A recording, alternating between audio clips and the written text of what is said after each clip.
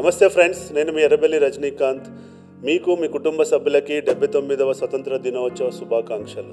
ఈరోజు 15th August వచ్చిందంటే morning flag host చేయడము, సెల్ఫీలు తీసుకోవడము, స్టేటస్లు పెట్టుకోవడమే దేశభక్తి అని మన యువత అనుకుంటుంది. ఈరోజు మనం అర్థం చేసుకోవాల్సింది దేశభక్తి అంటే దేశం మీద ఇష్టం, ప్రేమ, అభిమానం, బాధ్యత కలిగి ఉండడం.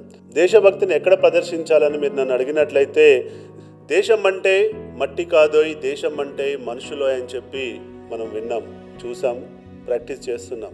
కాబట్టి ఈరోజు మనము మన చుట్టూ ఉన్నటువంటి సమాజంలో మనుషులపై, మన కుటుంబంపై, మన పనిచేసే ఆర్గనైజేషన్పై ఇష్టం కలిగి ఉండడం, ప్రేమ కలిగి ఉండడం, బాధ్యత కలిగి ఉండడమే దేశభక్తి. మనం పొద్దుగా లేస్తే సాయంత్రం వరకు ప్రతి నిమిషం మన దేశభక్తిని మనం ప్రాక్టీస్ చేయాల్సి ఉంటుంది. మన కుటుంబంపై మన బాధ్యతని మర్చిపోతే మనకు దేశభక్తి లేనట్టే.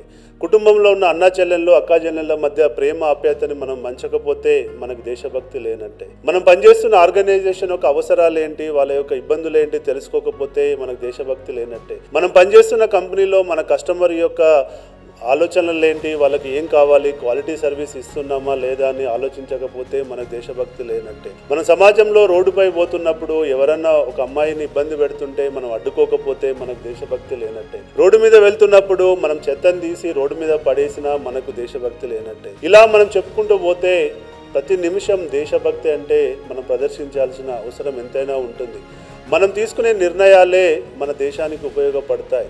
మనం తీసుకునే నిర్ణయాల వల్ల ఎదుటోడు ఇబ్బంది పడ్డా, ఎదుటోడిని నష్టం కలిగినా మనకు దేశభక్తి లేనట్టే. కాబట్టి మనం తీసుకునే నిర్ణయాలలో ఎంత సెల్ఫిష్నెస్ ఉంది, ఎంత సమాజానికి ఉపయోగపడుతుంది అన్నది ఆలోచించిన రోజే మనం ముందుకెళ్ళగలుగుతాం, సమాజం ముందుకెళ్ళగలుగుతుంది, ఈ దేశం ముందుకెళ్ళగలుగుతుంది. కాబట్టి మనం తీసుకునే మంచి నిర్ణయాలతో మనం పొద్దున లేచినప్పటి నుంచి సాయంత్రం వరకు ప్రతి నిమిషం దేశభక్తిని మనము ప్రాక్టీస్ చేద్దామని చెప్పి నేను అందరినీ కోరుకుంటున్నా. దీంట్లోనే మీ భవిష్యత్తు, దేశ భవిష్యత్తు ఆధారపడి ఉంది. కాబట్టి ఇప్పటికైనా మీరు దేశభక్తిని 15th ఆగస్టుకో, రిపబ్లిక్ డేకో పరిమితం చేయకుండా ప్రతినిత్యం మీరు దీన్ని ఆస్వాదిస్తారని చెప్పి నేను కోరుకుంటున్నా. జై హింద్.